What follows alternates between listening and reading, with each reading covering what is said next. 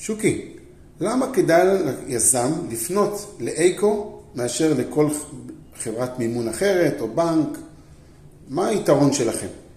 באייקו יזם מקבל קודם כל ייעוץ מערכתי, אסטרטגי, לגבי כל הפיננסים שלו. אף אחד שמארגן אשראי לא עושה לך את זה בכלל. מעניין אותו רק הפרויקט האחד. אנחנו לא מסתכלים על פרויקט אחד. אנחנו רוצים יזם שיכול במקביל להריץ כמה פרויקטים על אותו הון עצמי, אוקיי?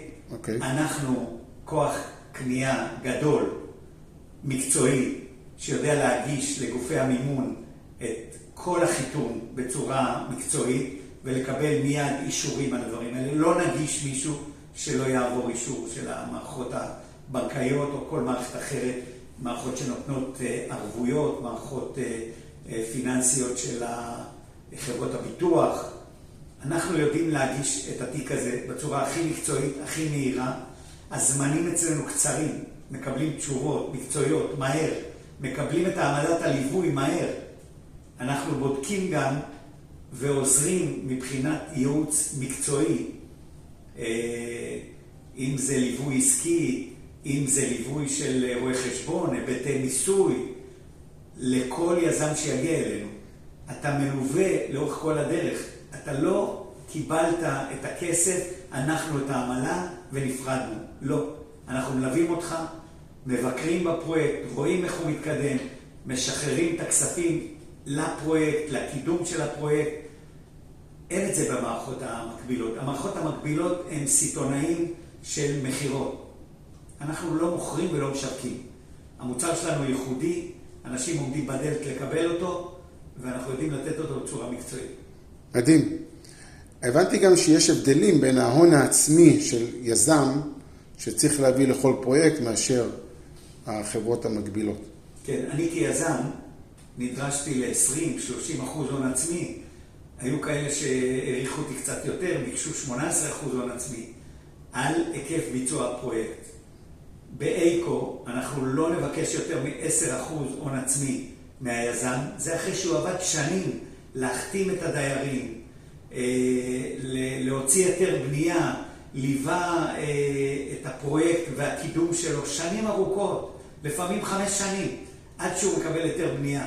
עבד שרק מוציא כסף כל הזמן ולא מכניס אגורה, ורק נדרש כל הזמן לשלם לכל מיני בעלי מקצוע שיש מסביב. נכון. את אותו אדם, אנחנו בשלב של קבלת ההיתר נוציא לחופשי מבחינה כלכלית. הוא לא יצטרך יותר להשקיע כספים שאין לו, יהיה לו מימון מלא לכל הפרויקט, והוא יוכל, אם הוא מחר אפילו מהר, לא בהפסד, אם הוא מחר ויש לו פרויקט טוב, הוא יוכל אפילו לשחרר עודפים מהכספים בשלבים מוקדמים, אפילו לפני סיום הפרויקט. הבנתי. יש איזושהי חובה לעשות פריסל? שום חובה לעשות פריסל. החובה לעשות פריסל היא גזרה קשה ליזמים. לא מעמידים להם את הליווי לפני שהפריסל נעשה. הפריסל נעשה בלחץ, הם מוותרים על מחיר ראוי לדירה, ולא רק שהם מוותרים בשלב הראשון על מחיר ראוי לדירה, גם ההתייקרות שלה לאורך הפרויקט, דבר שמקובל כאן בישראל, הם לא יוכלו ליהנות מזה. אנחנו אומרים, תרוויח כסף, תמכור מתי שבא לך, תמכור אחרי שלט, תמכור לקראת הסוף, או שתמכור בהתחלה, אבל במחיר מלא. אנחנו לא מחייבים לעשות מחירה מוקדמת. מדהים. איזה עוד יתרונות יש מבחינת ערבויות לאייקו לעומת המתחרים?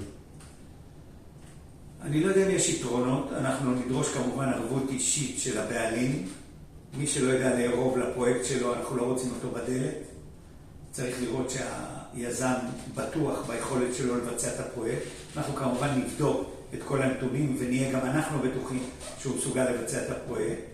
אנחנו משעבדים את הזכויות של היזם על הפרויקט לצורך בטוחם, זה מקובל.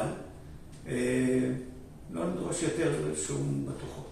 יש איזשהם בטוחות שנגיד באים לקוחות לרכוש דירה, יש ערבויות? כן, כמובן. אנחנו מעבר לליווי הפיננסי של הקבלן, נדאג גם להעמדת ערבויות של חברות ביטוח בדרך כלל, גם בעלויות עדיפות על אחרים, לרוכשים כמובן. הרוכשים יקבלו ערבויות בנקאיות לפי חוק מכר. מדהים. אחלה צ'וקי, תודה רבה. תודה.